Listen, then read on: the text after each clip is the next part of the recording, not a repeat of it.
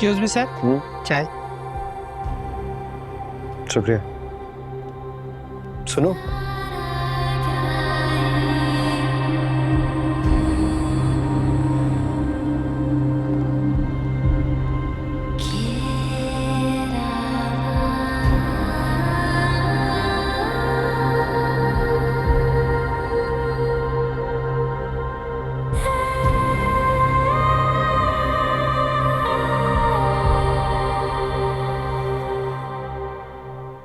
P low.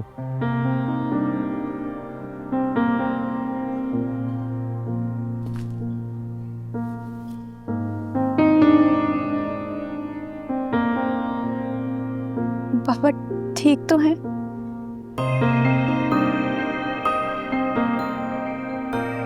फिलहाल तो ठीक है, लेकिन सर्जरी लाजिम हो गई है, जरूर करनी पड़ेगी। आप उधार पर सर्जरी करवा दें। मेरा मतलब है हम बाद में पैसे दे देंगे। 1000 रुपये?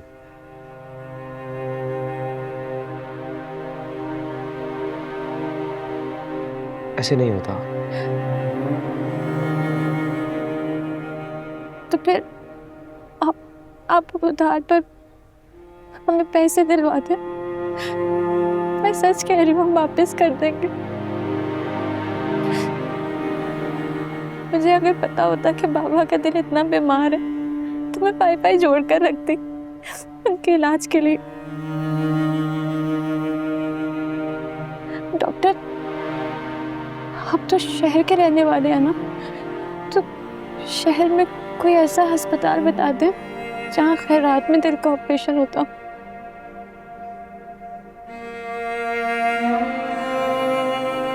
सब्र करो, हौसला रखो।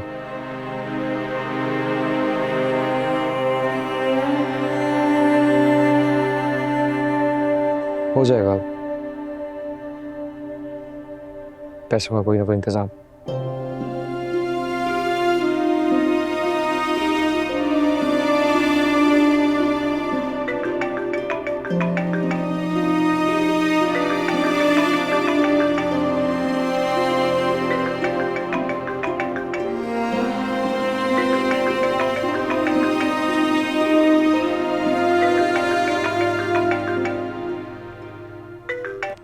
चले अम्मा पप्पो, आप मुझे दुआ दे दें, मैं जा रहा हूँ हल्फ लेने।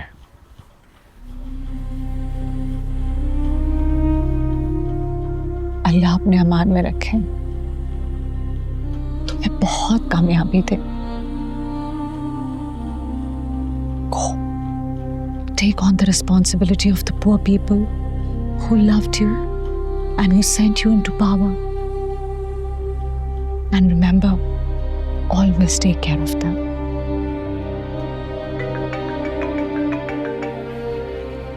उठा लो, तुम्हारा बाप होगा।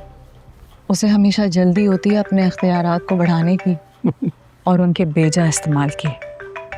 डॉक्टर, फिर भी उठा लो, ये भी उसके सिताए हुए रियाया का एक वो विक्टिम है। हाँ डॉक्टर। कैसे हैं आप? ठीक ठाक। वो 4 लाख रुपए भेज सकते हैं? एक पेशेंट है, उसे बहुत। हाँ, मैं मैनेजर को बोलता हूँ ट्रांसफर कर दे अकाउंट पे। Thank you, thank you. Shut up.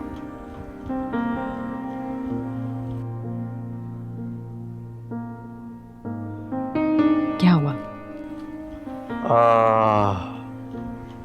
कुछ पैसे ट्रांसफर करने हैं उसको, किसी पेशेंट के लिए। मैनेजर से कहो कि मेरे अकाउंट में से ट्रांसफर कर दे। आज मेरा बेटा हल्फ उठा रहा है ना, मैं उसकी जान का सदका देना चाहती हूँ। एक मिनट। हाँ हेलो, सुनो, वो डॉक्टर गुलाम के अकाउंट में अम्मा पप्पो के अकाउंट से 4 लाख रुपए ट्रांसफर कर दो। हाँ अभी फौरन। ओके, हो गया आपका काम।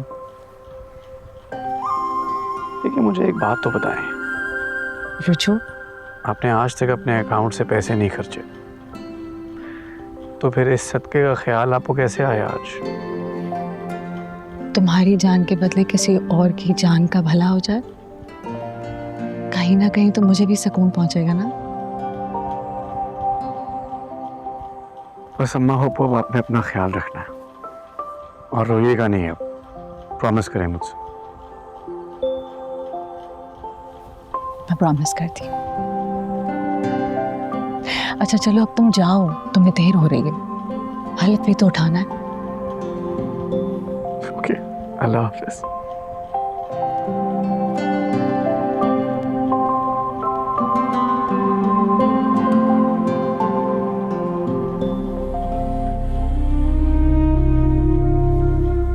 पता नहीं आज मैंने ऐसा क्यों किया। आज तक तो मैंने उन पैसों को हाथ नहीं लगाया जो हर महीने जायदाद मेरे अकाउंट में ट्रांसफर करता है, अपने दिए हुए जख्मों को बुलाने घर जाना भरने के लिए। पता नहीं आज किसको जरूरत थी जो मेरे दिल में ये ख्याल आया।